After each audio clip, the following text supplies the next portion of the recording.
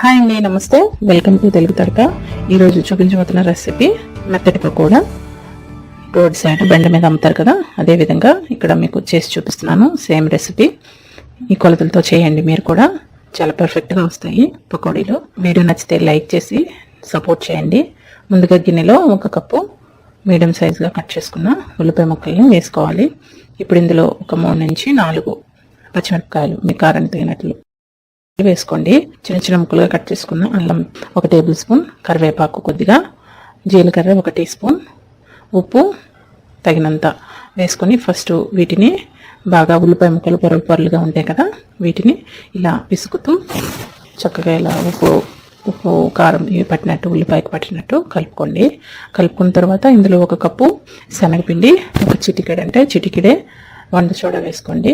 ఎక్కువ వంట సోడా వేయకూడదు, నూనె అనేది పీల్చేస్తుంది, ఇంకా చిన్న మొగురులాగా కూడా వస్తుంది. అందుకే చిటికెడే వేసుకోండి మనం ఇక్కడ చూపించిన క్వాంటిటీకి. తర్వాత బియ్యం పిండి 3-4 టేబుల్ స్పూన్లు వేసుకొని ఫస్ట్ బాగా కలుపుకోవాలి. ఇలా కలుపుకున్న తర్వాత ఇందులో ఇప్పుడు నీళ్లు కొద్దిగా వేసుకొని పిండి కలుపుకోవాలి. ఈ పిండి అనేది మరి గట్టిగా కాకుండా లూజ్గా కాకుండా కలుపుకోండి. 1/2 కప్పు నీళ్లు పట్టాయి ఈ పిండికి.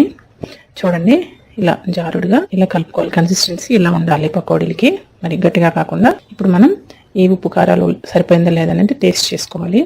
ఇక్కడ ఆయిల్ అనేది వేడెక్కిన తర్వాత ఇలా కొద్దిగా తీసుకొని వేసుకోవడమే పకోడీలు. చిన్నగా పకోడీలు వేసుకోవాలి. పెద్దగా వేస్తే లోపల వరకు అంత తొందరగా ఉడకవు, అందుకని చిన్నగా ఇలా వేసుకుంటే మనకి తొందరగా ఫ్రై అవుతాయి.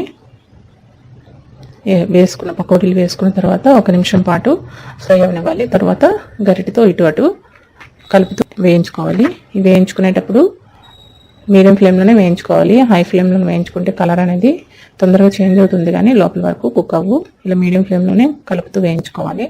చూడండి, ఈ కలర్లో వచ్చినప్పుడు తీసుకుంటే సరిపోతుంది. ప్లేట్లో ఒక టిష్యూ పేపర్ పెట్టి అందులో తీసుకుంటే మనకి గుమగుమలాడే యమ్మీ పకోడా రెడీ అయిపోతుంది. 10 నిమిషాల్లో తయారు చేసుకోవచ్చు. ఎవరైనా అనుకోకుండా ఇంటికి ఎవరైనా వచ్చినప్పుడు అప్పటికప్పుడు చేసుకునే రెసిపీ. చూడండి, తుంచి చూపిస్తున్నాను. ఉల్లిపాయ ముక్కలు కూడా మనం 1 కప్పు వేయడం వల్ల చాలా మనకి ఉల్లిపాయ ముక్కలు ఎక్కువ ఉంటాయి, చాలా టేస్టీగా ఉంటుంది పకోడా.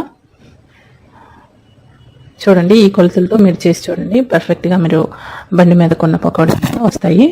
వీడియో నచ్చితే లైక్ చేయండి, షేర్ చేయండి, సబ్స్క్రైబ్ చేయడం మర్చిపోవద్దు. Thank you so much for watching. Bye.